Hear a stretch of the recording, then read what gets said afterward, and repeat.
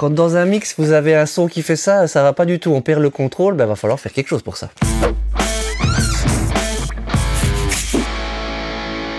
Bonjour et bienvenue à l'Académie du Gros Son, moi c'est André. Et moi c'est Gérald. Alors nous allons aujourd'hui parler contrôle, parce qu'un mix professionnel nécessite du contrôle. On a déjà fait une vidéo sur le sujet où on parlait de comment contrôler l'équilibre fréquentiel, c'est un des paramètres super importants. Vous avez kiffé, il y a eu des millions de vues, enfin en tout cas dans nos fantasmes, on a eu des millions de vues. En tout cas la vidéo a bien plu, apparemment elle vous a beaucoup aidé et vous avez demandé mais quels sont les autres paramètres comme ça. Et il y en a 3 au total, l'équilibre fréquentiel étant le premier. Et ici on va parler du deuxième qui nous paraît le plus important, qui est le contrôle de la dynamique. Alors de quoi il s'agit? Dans l'équilibre fréquentiel, on avait toujours notre belle photo avec des choses qui étaient trop sombres, trop dark, qui remplissaient les choses. Vous allez voir la vidéo, le lien dans la description si vous ne savez pas de quoi il s'agit. Mais on peut aussi avoir dans cette photo, imaginons, un élément perturbateur qui peut prendre de la place et perturber notre belle photo s'il se comporte un peu n'importe comment, comme on voit à l'image. Alors, que faut-il faire à ce moment-là? Comment entendre ça? Comment contrôler ça? Eh ben, c'est ce qu'on va vous dire tout de suite, juste après une petite chose que vous devez faire avant, qui est Donc de appuyer ici sur un petit bouton subscribe ou à s'abonner si ton YouTube est en français et de nous donner un petit like si jamais ça te dit, parce que ça nous aide et ça nous aide à faire plus de vidéos, enfin voilà, tout ça pour toi. Et surtout allez sur notre site qui est donc www.academiedugrosson.com/bonus et là-dessus tu peux t'inscrire ton adresse email pour recevoir des cadeaux gratos si c'est pas encore fait pour toi. Si jamais c'est fait, bah tu skippes maintenant 20 secondes et on attaque tout de suite dans le vif du sujet. D'ailleurs dans ces petits bonus, on a une liste de plugins gratuits dans lequel vous allez trouver un compresseur, c'est celui qu'on va utiliser dans la vidéo. Donc c'est cool, si en plus vous l'avez pas, allez chercher ça. Dans notre autre vidéo sur le contrôle fréquentiel, on en avait travaillé sur le morceau de Jeska qui avait été produit par Stevenson, que j'ai eu le plaisir de mixer dans une série de vidéos. Si vous intéresse, le lien est dans la description. Donc on va repartir de ce morceau et utiliser, on va travailler spécifiquement sur la guitare acoustique, on va la reprendre un peu brute, et vous allez voir qu'une guitare acoustique peut être un de ces éléments un peu perturbateurs qui fait un petit peu ça. Notre cher ami André va vous aider à déjà voir comment on peut contrôler dynamiquement ça, et comment faire ça joliment dans le mix que j'avais fait. Il va peut-être faire même mieux que moi en fait. On verra. On va voir ça tout de suite. C'est parti pour la démonstration. Yes. Donc, alors, première chose à faire, c'est se rendre compte que donc dans un mix, comme je le disais, les choses peuvent avancer, peuvent reculer, peuvent bouger en fait, forcément, puisque en jouant notamment d'une guitare acoustique, je vais vous montrer ça simplement ici. Vous voyez qu'une guitare acoustique comme ici, dans notre exemple, ça fait des bing, bang, bing, bang, bing. En haut, en bas, il y a des grosses différences de volume entre les différents moments du jeu. Et du coup, ça risque de faire ce truc de avant-arrière. C'est la même chose pour tout élément un peu acoustique. Que ce soit des guitares, que ce soit des voix. Les voix, c'est d'ailleurs l'exemple un peu par défaut. Mais même les basses, que ce soit des guitares même électriques, etc. C'est des choses qui ont beaucoup de dynamique, donc de différence entre les moments forts et les moments plus faibles. C'est pas pour autant qu'on veut entendre que les moments forts. Oui. La plupart du temps, on veut entendre tout le son ou tout un arrangement, tout ça ensemble. Écoutons peut-être vite fait l'exemple tel qu'il est dans sa version originale contrôlée. Donc ça c'est à la fin du mix de Gérald, ça sonnait comme ça.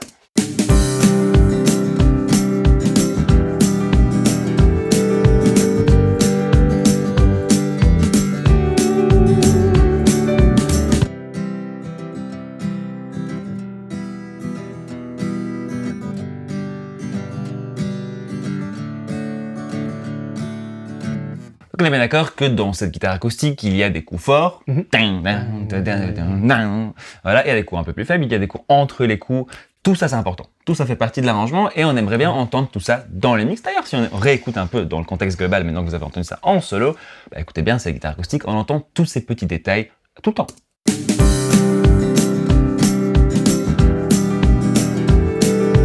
Voilà, on entend vraiment chaque petit strum, et pourtant ça ne prend pas le pas sur tout le reste, on entend tous les autres éléments en même temps, ce qui est vraiment intéressant, et ce qui équivaut donc à notre beau tableau tout prêt, tout fini, et où tout est à sa place. Si j'enlève juste tout ce qu'il y a sur cette guitare en mix, et on écoute comme ça, qu'est-ce qui se passe?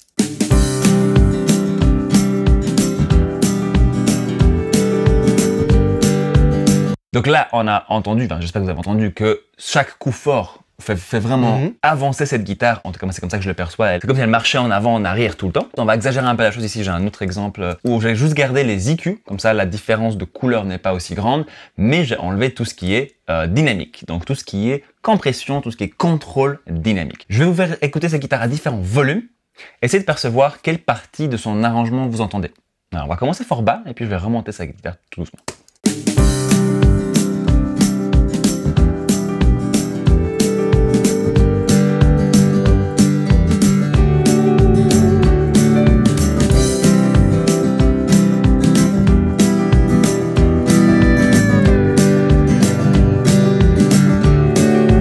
à ce niveau-ci, je commence à percevoir tous les coups entre les coups, donc tous les petits strums entre le gros coup d'appoint. Mais par contre, cette guitare maintenant prend tellement de place, en fait, il n'y en entend plus que ça. En tout cas ici, j'ai l'impression que ça a caché tout le reste, comme si, comme ici à l'image de nouveau, si ça avance et ça recule, ça cache les choses au moment où ça avance, et puis hop, ça laisse peut-être un trou au moment où ça recule.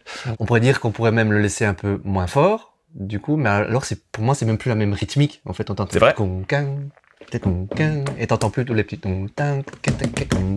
C'est ça. Et donc du coup, nous on veut la rythmique, enfin le guitariste l'a joué comme ça, donc c'est de prime abord c'est ce qu'on devrait entendre. Tout à fait. Et puis en plus c'est le seul élément ici qui joue ce rythme-là. Écoutez bien, j'enlève la guitare.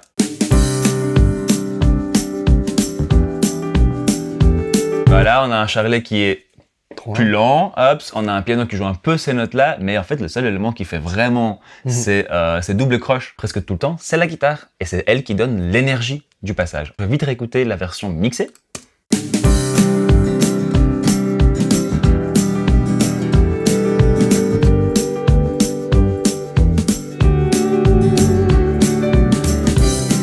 C'est elle qui donne ici cet effet, le morceau qui ne cesse d'avancer. Ce qui est d'ailleurs très très cool, et c'est ça qu'on veut préserver. Voilà. Ok, essayons donc de mettre un peu de contrôle dans tout ça. Donc je vais ouvrir un petit compresseur ici. On va écouter cette guitare donc moins traitée. C'est un des compresseurs donc de notre liste gratuite de compresseurs. Je vais juste vous faire d'abord un petit exemple technique pour vraiment bien entendre de quoi on parle. Et après on essaiera un réglage un peu plus mix, un peu plus fini. On va commencer avec un réglage où je ne travaille que sur ces gros coups. On va essayer donc de réduire la différence entre les moments très forts et les moments plus faibles. Encore une petite fois pour rappel visuellement, donc on essaie de faire quoi?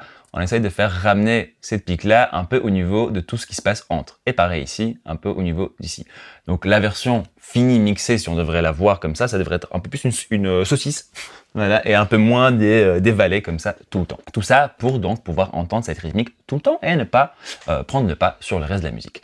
On écoute donc avec, ici dans ce compresseur, pour que vous sachiez ce que vous regardez, ça se monte ici au milieu quand ça compresse. Regardez. Chaque fois que vous avez ces lignes grises, c'est une compression qui se fait. On écoute un peu avec ça.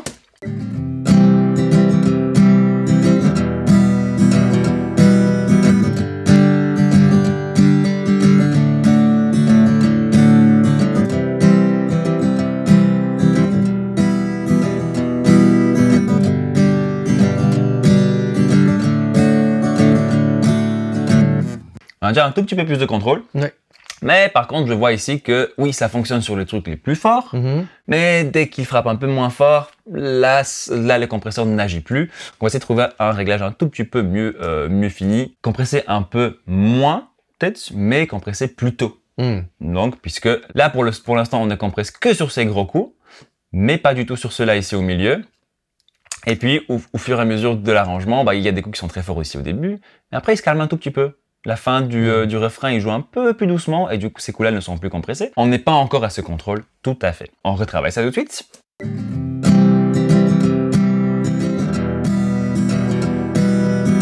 Hop, là, je suis descendu un peu trop bas, ça commence à faire... Donc là, au lieu de le retenir à sa place, je le repousse carrément à chaque coup. Ça, c'est trop. Donc ça, si vous avez cet effet-là, écoutez bien.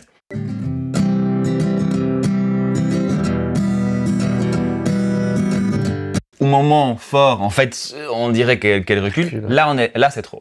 Donc pour ça, on va descendre un peu le ratio. Le ratio, pour rappel, c'est donc le contrôle de à quel point on compresse. Si vous voulez plus d'infos sur toutes ces petites choses, attaque, release, etc. On a des vidéos sur la compression où on explique tout ça. Voilà, ça ressemble à ça. Allez, on y va.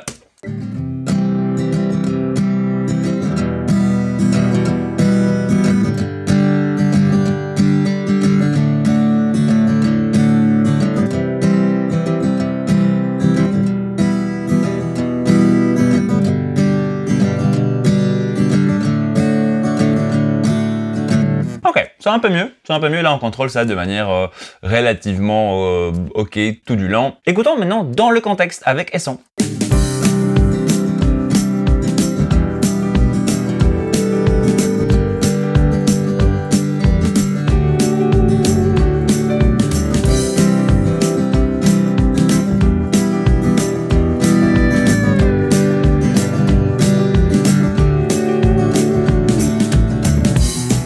Moi, ce que j'entends ici, c'est que les coups entre les gros coups sont plus ou moins au même niveau. Bon, peut-être avec l'impression c'était un peu plus bas. On va réécouter encore une fois.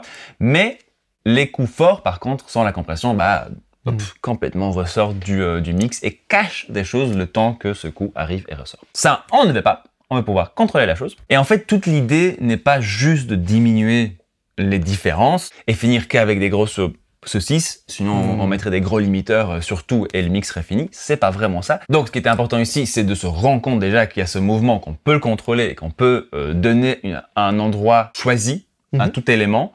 Et on commence donc ici de nouveau sur notre petit tableau, on peut vraiment commencer à créer cette représentation de tous les éléments à leurs endroits différents. Comme ça, chacun à leur place. Voilà. Chacun a un tout petit peu d'endroit pour présenter ce qu'il y a à présenter. Et ça marche pas trop sur les pieds et tout fait un mix bien contrôlé, bien joli. Ici, un tout petit exemple dernier pour finir la chose. J'ai refait un réglage avec ce même compresseur qui fonctionne un peu mieux dans le mix. L'idée ici pour moi, c'était de repousser un tout petit peu cette guitare un poil ou plus au fond du mix parce qu'elle a un rôle de support et de rythme. C'est pas un rôle de histoire. Pour moi, elle ne raconte pas quelque chose, elle sert de support. Donc, qui dit ça, c'est plus une toile de fond. Donc on va la repousser un tout petit peu, mais vu qu'il y a quand même beaucoup de détails, on veut préserver ce détail. Écoutons avec ce compresseur-ci.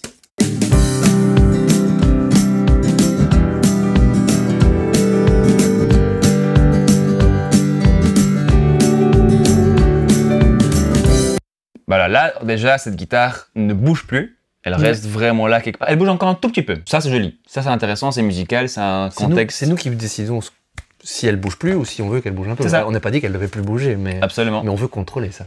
Et ça, donc je fais quelques réglages ici, c'est fin, c'est pas évident tout de suite à entendre, c'est pas évident tout de suite à régler, ça prend vraiment beaucoup de temps, d'expérience, d'écoute et d'expérimentation, donc n'hésite pas à passer du temps là-dessus et c'est normal que tu n'entends pas tout de suite. Ne t'en fais pas du tout, ce n'est pas toi le problème, c'est juste vraiment fort, fin. Tout ça se joue principalement au réglage de attaque, release et ratio. Mais je touche un peu à tout pour trouver ma petite sauce finale qui place cette guitare là où je veux qu'elle se place. Dernier petit truc ici, je peux carrément baisser maintenant le volume de cette guitare. Je peux un peu la cacher dans le mix sans pour autant perdre trop de détails. Puisqu'on l'a contrôlée, maintenant je peux, comme dans une image, maintenant je peux la déplacer plus loin, mais elle ne gêne toujours pas. Et surtout le reste ne vient pas trop empétiner dessus non plus.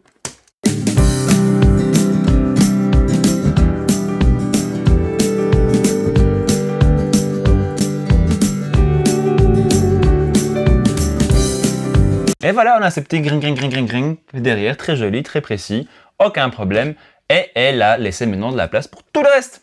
En conclusion, ce n'est pas une vidéo qui dit qu'il faut faire absolument ça ou c'est pas une vidéo sur la compression. Ce qu'on essaie de vous faire comprendre, c'est que si vous voulez un résultat beau, fini, vous avez besoin de contrôle. Et donc le contrôle, on l'a vu dans la vidéo précédente, se jouait au niveau du contenu fréquentiel. Ici, ça se joue au niveau du contrôle dynamique pour éviter ce genre de mouvement. C'est pour bien vous faire comprendre comment vous pouvez mettre en évidence ce que vous avez envie de montrer. On vous dit pas, il faut absolument tout contrôler, tout doit être équilibré fréquentiellement, il faut que le truc ne bouge plus. C'est juste que d'une part, vous devez avoir une envie de faire votre tableau et vous devez avoir les outils en main, savoir sur quels paramètres jouer pour pouvoir exposer ce tableau. C'est juste une technique et une philosophie qui va vous aider à mettre en forme le fond que vous voulez exprimer en fait. J'espère que cette vidéo va compléter l'autre et va vous aider à nouveau avoir un résultat beaucoup plus pro et plus fini dans votre travail. Il reste un troisième paramètre. Si ça vous intéresse, vous mettez ça en commentaire, vous partagez à 3 personnes de votre environnement qui pourraient être intéressées par ça, parce que comme ça, on va avoir plus de vues. Et qui dit plus de vues, dit André et Gérald sont contents, donc ils auront envie de faire cette troisième vidéo. Je ne vais même pas vous dire quel est ce paramètre, donc si vous voulez savoir de quoi il s'agit, va falloir un petit peu nous aider. Pour le reste, maintenant vous savez équilibrer en fréquence, vous savez un petit peu contrôler ça, maintenant vous allez nous faire des beaux tableaux. Et comme ça, tous ensemble, on va pouvoir faire de la musique.